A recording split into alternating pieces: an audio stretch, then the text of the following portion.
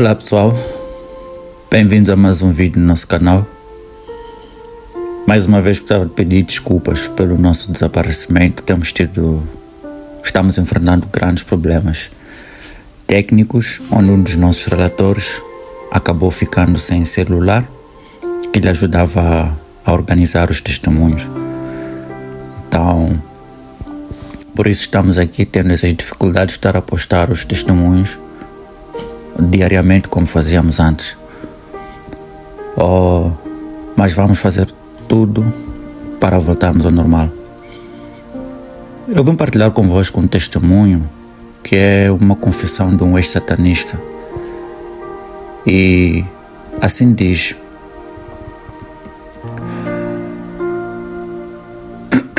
Olá, como estás?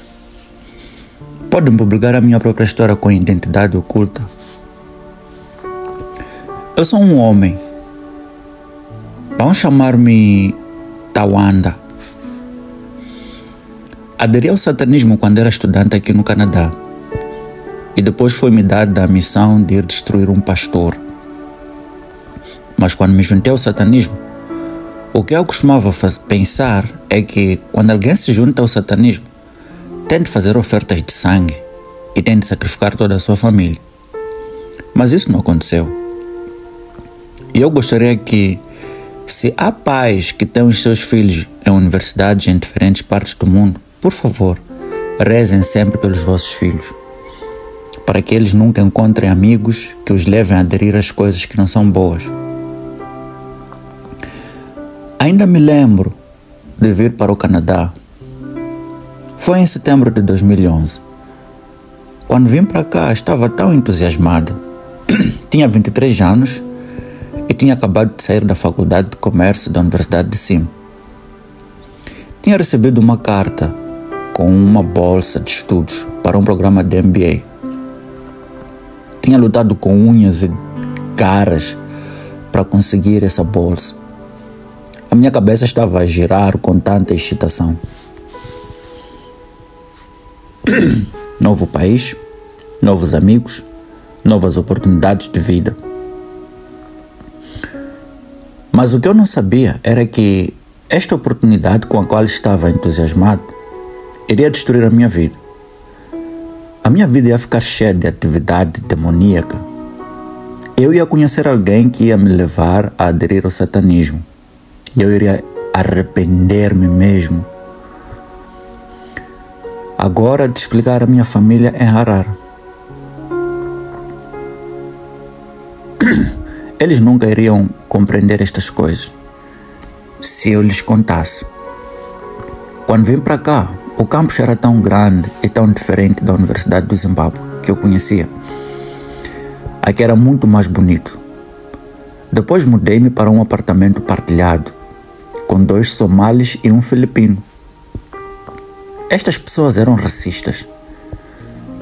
Não gostavam de ser meus amigos. Os 3 faziam as suas próprias coisas. Quanto a mim, vinha de uma família que não era rica. E quando os observava, dava para perceber que essas pessoas vinham de famílias muito ricas e que só tinham vindo para o Canadá para estudar e obter a cidadania. Não se tratava de estudar, mas apenas queriam vir e ficar no Canadá. E tinham sempre os computadores portáteis mais recentes. Usavam sempre roupas bonitas. Por isso comecei a fazer as minhas coisas. E eles faziam o que queriam. Iam para a discoteca, enquanto eu estava a ler e a rezar. As aulas começaram e foram-nos dados estudos de caso sobre cooperações multinacionais. Eu estava sempre ocupado no meu computador. Por vezes, eu estudava até às 3 da manhã para preparar uma apresentação do grupo e tinha muitas saudades de casa. E de manhã, cedo, falava com o meu pai, dizendo-lhe que estava prestes a ir para a cama porque tinha estado a ler durante toda a noite.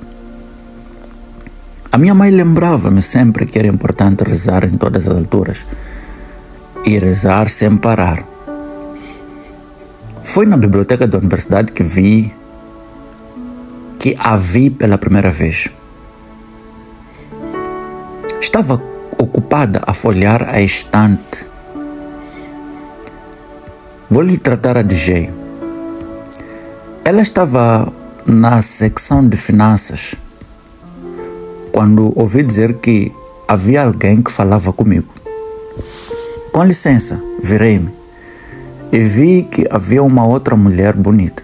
Então pensei que talvez ela também fosse do meu país. Depois falei com ela e ela disse: não percebo. Eu falei com ela, Shona, e ela disse: não percebo. E ela disse: desculpe. Eu disse: desculpa incomodar-te. Ok. Sabe onde guardam os manuais escolares? Ela queria os manuais de microeconomia e pelo seu sotaque percebi que ela era da Nigéria. Ela era tão bonita e começamos a falar. Eu nem sequer perdi tempo. Disseram-me então que eu estava muito interessado nela. E para minha surpresa, como ela era bonita, disse-me que sentia o mesmo por mim. Enquanto conversávamos, reparei que ela nunca queria que eu a tratasse pelo primeiro nome, mas queria que eu dissesse princesa. Ela dizia: por favor, chama-me princesa. Então ela começou a ensinar-me muitas coisas e disse-me que no seu país a sua avó era uma sacerdotisa do reino marinho que comunicava com as filhas do mar. Por isso, é como se no nosso país tivéssemos aquelas senhoras que se autodenominam as raparigas do espírito marinho. Aquelas que vos dizem que às vezes são possuídas pelos espíritos do rio. É a mesma coisa. E ela era como a avó dela. Era uma sacerdotisa que, se fosse no nosso país, seria como uma soma que estaria a usar os espíritos do rio. Por isso, quanto mais ela falava comigo sobre isso, mais eu queria saber, porque ela era muito crítica quando se tratava das coisas do espírito. Perguntou-me sobre a forma como fazemos o culto dos antepassados em Zimbábue. E eu disse-lhe: não sei nada sobre isso, porque eu sou cristão. Fui criado como cristão, os meus pais são cristãos. E ela disse: então isso significa que, como pessoa negra, tu odeias-te a ti próprio. É suposto saberes estas coisas. E ela queria saber mais sobre isso. E depois começou a dar-me livros, muitos livros que eu lia e que tinham muitas coisas a ver com o ocultismo.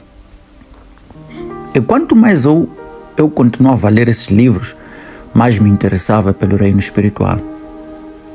Queria mesmo saber se o reino espiritual era real. E eu estava apaixonado por esta rapariga. Lembro-me do dia em que ela perguntou se eu queria mesmo saber se o mundo espiritual era real. Fui ao apartamento dela. Comemos arroz jollof e frango nessa noite. E ela disse: acreditas num poder que é muito maior? E eu disse: sim, pode ensinar-me? Ela começou a ensinar-me sobre as vibrações do universo e disse: deixa-me mostrar-te uma coisa.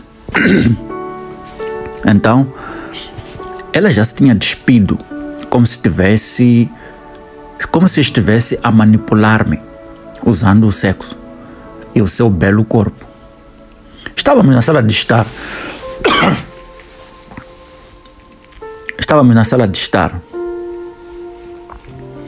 Dela, onde costumávamos dormir.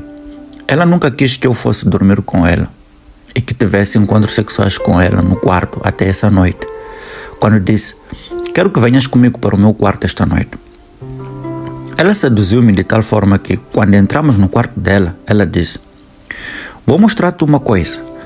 E queria que eu me juntasse a ela no reino marinho. E então ela levou-me a um lugar como se fosse apenas uma pequena banca. Mas depois havia um pequeno caixão que ela dizia ter sido dado pela avó e que tinha trazido para o Canadá. E ela disse que o quarto dela era o altar e que se eu quisesse fazer parte do reino marinho, então ela permitiria que eu tivesse relações sexuais com ela na sua cama. E eu estava tão concentrado nas suas belas ancas, nos seus belos seios, na sua cara, que quando ela falava e me fazia perguntas, eu só conseguia dizer sim. Sim, sim, sim. Então ela mostrou-me todos os objetos que usava para os rituais. Isto pertenceu à minha avó. Eu sou uma princesa do reino dos marinhos. Os espíritos ensinam-nos sobre rituais de sacrifício. Eu disse, sim, sim, sim. Tudo o que eu estava a pensar era em fazer amor com a mulher que eu queria. Foi quando ela foi à casa de banho. Veio com um copo. Este copo era de um azul profundo. Onde é que ela foi buscar a água que deitou naquele copo pequeno? Não sei mesmo. Ela disse, se queres ter sexo comigo na cama, então quero que bebas isto.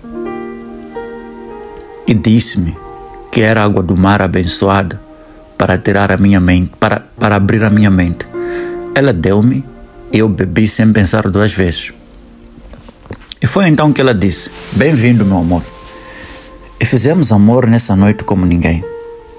A rapariga com quem eu andava a sair, apesar de adorar ter unhas compridas, aquelas unhas artificiais, mas naquela noite era como se as unhas dela estivessem afiadas como facas, porque enquanto fazíamos amor, ela arranhava-me todo como se fosse um pequeno demônio. Na manhã seguinte, acordei nos seus braços e estava tão cansado da forma como fizemos amor. Nunca tinha feito amor com uma mulher como fizemos. Durante a semana seguinte, ela fez questão de me ensinar muitas coisas e usava sempre o sexo para se certificar de que eu me juntava a ela em coisas que eu nem sequer queria. Ela continuava a dizer, se me queres, se queres este amor, então tens de te juntar a mim no reino marinho como um tolo. Não tens de ficar metade dentro e metade fora. Como um todo. Não tens de ficar metade dentro e metade fora. Tu precisas de estar comigo. Tu precisas de estar comigo, Tanda. E na noite em que fizemos este outro ritual, fomos à cidade. Ela comprou um vestido branco que parecia um vestido de noiva. E também comprou um para mim. E 3 velas. Depois tinha um prato pequeno, cheio de sangue de vaca. E deu-me uma faca e disse, Tanda, quero que cortes a tua mão. Então cortei a palma da minha mão, não muito. E depois o sangue caiu naquele prato pequeno, que continha o sangue de vaca. Ela fez o mesmo. E ela disse-me que vês o poder na tua vida agora. Volta o teu espírito ao meu. Isso significa que eu e ela íamos ficar juntos para sempre. E ela disse, repete estas palavras. Dou o meu espírito, a minha força, o meu destino a ela e às filhas do mar. Podem elas ser minhas? E disse-me para repetir estas palavras e ela fez o mesmo. Continuei a fazer todos esses rituais porque só pensava em estar como esta mulher. A sua beleza era inigualável. Ela começou a ensinar-me uma série de ervas. Ervas para amaldiçoar e ervas para abençoar. Ensinou-me a usar sal marinho, ensinou-me rituais de dinheiro que me vão trazer bênçãos financeiras. Ela dizia, vais ser o melhor aluno da tua turma. Vais conseguir um emprego. E de fato consegui um emprego num outro grande banco, onde fiz um estágio. Mas em cada ritual havia mais coisas que eram necessárias. Arranjávamos um deus num talo local e íamos com ele para a floresta. Ou arranjávamos um deus vivo. Arranjávamos uma cabra num talo local, íamos com ele para a floresta, ou arranjávamos uma cabra viva à noite. vamos e depois abatemos essa cabra na floresta. Mas serei eu, ela e outras raparigas do acampamento no campus, bem como outras pessoas que eram satanistas e que estavam no bairro onde eu estava. Por isso, quando formos para a floresta, vão dizer-nos para amarrar a cabra a uma árvore. E quando estivermos ocupados a amarrar a cabra na árvore, ouviremos criaturas que estarão a rosnar. Elas estarão empoleiradas no alto das árvores. E no momento em que te afastares da cabra, verás criaturas que parecem aranhas, mas aquelas que tinham cabeças de seres humanos começarão a comer o bode até não sobrar nada. Mesmo que já fosse um bode morto, eles comeriam tudo. Algumas destas criaturas assustadoras até saíam do solo, sem saber de onde tinham vindo. Eu continuava a fazer todos estes rituais, e ela obrigou-me a fazer um ritual que fazia com que toda a gente se sentisse atraída por mim. E namoramos. Quando ela viu que eu estava a fazer tudo o que ela me obrigou a fazer, foi quando ela me disse que era um agente livre. Ela podia dormir com qualquer homem que quisesse. E eu também era livre. Fiquei feliz porque ela me disse que agora eu tinha o dom de dormir com qualquer mulher que desejasse. Assim, haviam raparigas muito boas com quem eu queria falar apenas uma vez e levá-las para a cama delas e dormir com elas. Assim, ela fazia com que outros rapazes aderissem, e eu também fazia com que outras raparigas aderissem ao satanismo. E ela era como aquela rapariga. Ela era um dom que era suposto termos do nosso lado. Mal sabia eu que, com cada ritual que eu realizava, estava a entrar cada vez mais fundo num mundo cruel e maléfico. Eu nem sequer sabia que os demônios têm um ódio profundo por nós seres humanos. Os demônios são o resultado do que aconteceu entre um anjo caído e a filha de um homem. Portanto, são uma criação indireta de Deus, porque duas criações de Deus se encontraram e tiveram uma descendência que nunca deveria ter existido. Assim, estes demônios sabem que não fazem parte da criação, mas que são apenas uma descendência. Por isso, odeiam-nos, porque fomos criados diretamente por Deus. Eu não sabia disso. Estava tão feliz e entusiasmado com todos os demônios que podíamos invocar, com todos os demônios que íamos enviar às pessoas que tínhamos amaldiçoado. Depois chegou uma noite em que ela não estava por perto. Eu estava a dormir sozinho no meu apartamento. Eram 3 da manhã, quando ouvi uma voz. Era a voz de uma mulher que estava a ser atormentada, que estava assustada, que estava a chorar de dor, que estava triste. Ouvi essa mulher demoníaca. Ela estava dentro do meu teto e parecia dizer Tawanda, Tawanda, enquanto me chamava. E depois senti o meu coração a bater muito depressa. Acordei, depois sentei-me e vi que todos os meus cobertores, como se aquela criatura demoníaca tivesse pegado em todos os meus cobertores e os tivesse dobrado, incluindo a almofada. Quando acordei, ouvi outra vez, mas esta mulher demoníaca já não estava no teto, mas estava mesmo ao meu lado, apesar de estar invisível. Ouvi Tawanda a aproximar-se, como se esta mulher tivesse a sussurrar diretamente ao meu ouvido. Foi muito assustador. Foi então que ouvi uma voz, como se fosse da minha mãe, que estava a gritar no megafone. Naquela época, minha mãe estava ocupada orando lá na África, e eu estava aqui no Canadá sendo possuído e atormentado por aquele demônio. Eu ouvi uma voz dizendo: Espírito Santo, protege teu filho. Espírito Santo, protege teu filho. E eu nem conseguia encontrar meu telefone. Quando eu encontrei na manhã seguinte, para minha surpresa, havia muitas chamadas não atendidas da minha mãe e várias mensagens. Ela dizia: Tal, onde você está? Onde você está? Então falei com minha mãe e ela me disse para orar, para continuar orando. Eu queria contar para minha mãe exatamente o que estava acontecendo naquele dia, que eu havia me envolvido com esse reino ocultista marinho. E agora eu estava sendo atormentado por demônios que sussurravam meu nome no teto. Quando eu estava prestes a contar à minha mãe que tinha entrado nesse grupo ocultista, aquela garota da Nigéria me ligou.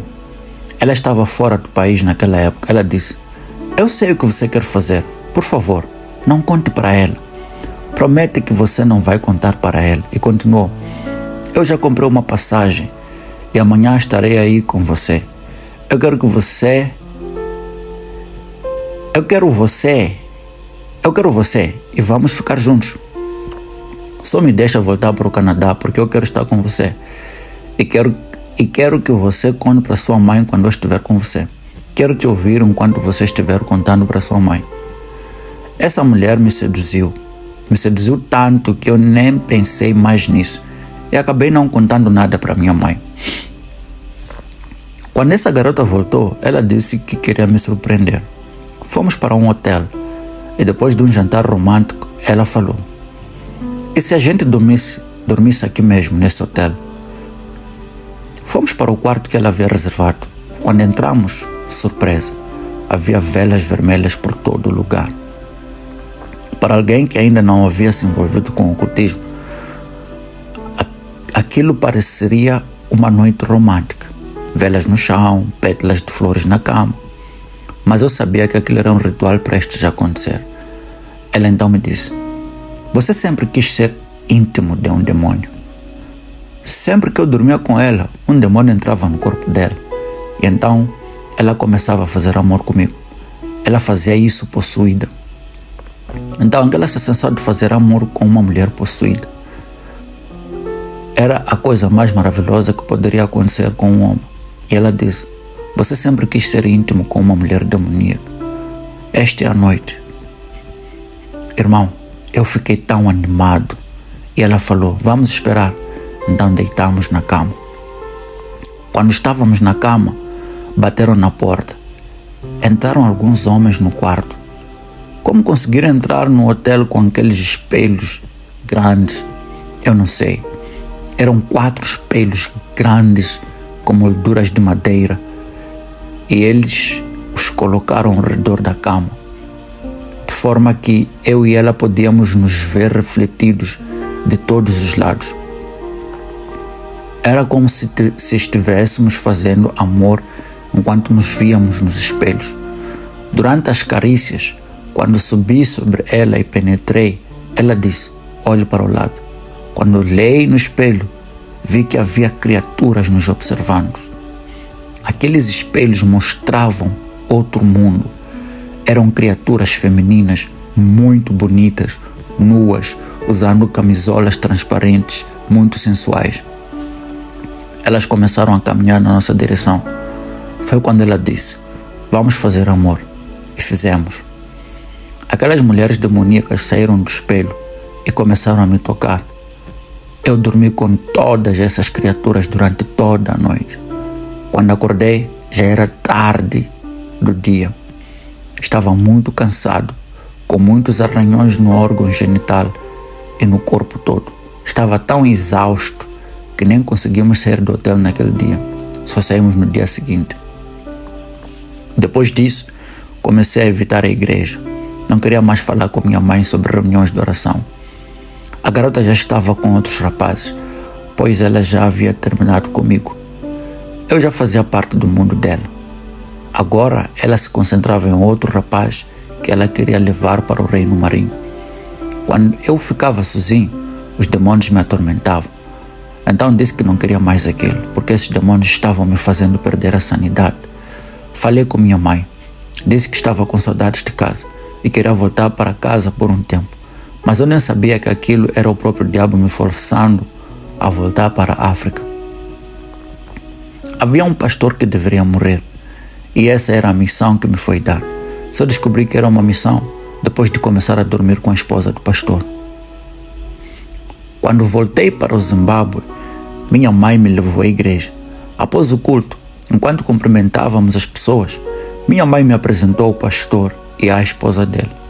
Mais tarde, a esposa do pastor confessou: Tawanda, quando você segurou minha mão, senti como se estivesse fazendo amor com um homem e gostei de tudo. ela já estava atraída por mim. Eu não sabia que ela era o elo fraco que o diabo escolheu para que o pastor morresse. Mais tarde, ela veio até nossa casa, fingindo que queria estudar a Bíblia com minha mãe. Um dia, ela puxou um fio do motor do carro dela de propósito para forçar um pane. Depois de tudo, quando tentou ligar o carro, ele não pegou. Foi então que minha mãe sugeriu: que tal você ir com ela, usando o carro de seu pai? No caminho ela disse: Tawanda, você é muito bonito. Estou apaixonada por você. Não sei o que vou fazer se você voltar para o Canadá antes de dormirmos juntos. Ela começou a chorar. Foi aí que entendi que eu tinha uma missão e acabei dormindo com ela. Antes de cada encontro com ela, eu ia até o cemitério pegar terra. Depois lavava meu órgão genital com sal e aquela terra. E então dormia com ela, sem limpar. Tive outras missões que também me fizeram voltar à África. Eu me encontrava regularmente com curandeiros que diziam ter visões em que lhes era dito para me esperar em certos lugares. Eu também tinha essas visões. Uma voz me dizia para ir esperar em algum lugar, porque alguém viria e eu teria que fortalecê-lo. Eu ia com um curandeiro até o cemitério, pegava a terra e então dormia com a pessoa que vinha até mim. Pastor, homem ou mulher. Se ele viesse até mim dizendo que foi enviado por uma visão, eu o levava até o cemitério, depois a uma pensão, onde fazíamos amor. Isso era o que fortalecia a pessoa enviada até mim. Até mesmo com os curandeiros, eu costumava dormir com eles, fortalecendo-os espiritualmente. Até aqueles profetas e profetisas de vestes brancas vinham até mim e íamos para uma pensão onde eu dormia com eles, dando-lhes poderes espirituais. Mas percebi que o que eu estava fazendo não era algo bom. Aprendi que quando você está sendo controlado pelo diabo, quando trabalha para ele, pensa que está seguro dos demônios, mas você não está seguro. Chega um momento em que você está completamente possuído, sob o domínio dos demônios, sendo atormentado. Até que eu disse: Deus, eu não posso mais fazer isso. E então parei de ser satanista. Ainda estou lutando para recuperar a minha alma das mãos do próprio diabo. Queridos ouvintes, aqui foi a narração da mensagem.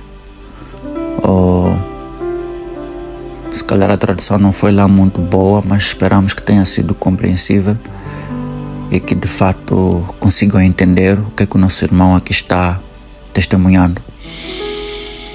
Deixem os vossos comentários aí embaixo, estejam orando pela vida deste irmão, e gostaríamos de anunciar que estaremos mudando o nome do canal para Prontos a Orar, porque nós temos um ministério de oração chamado Casa Missionária Prontos a Orar. Então temos um grupo, um canal no WhatsApp chamado Prontos a Orar, temos uma página no Facebook chamada Prontos a Orar, e vamos também mudar o nome do canal para Prontos a Orar.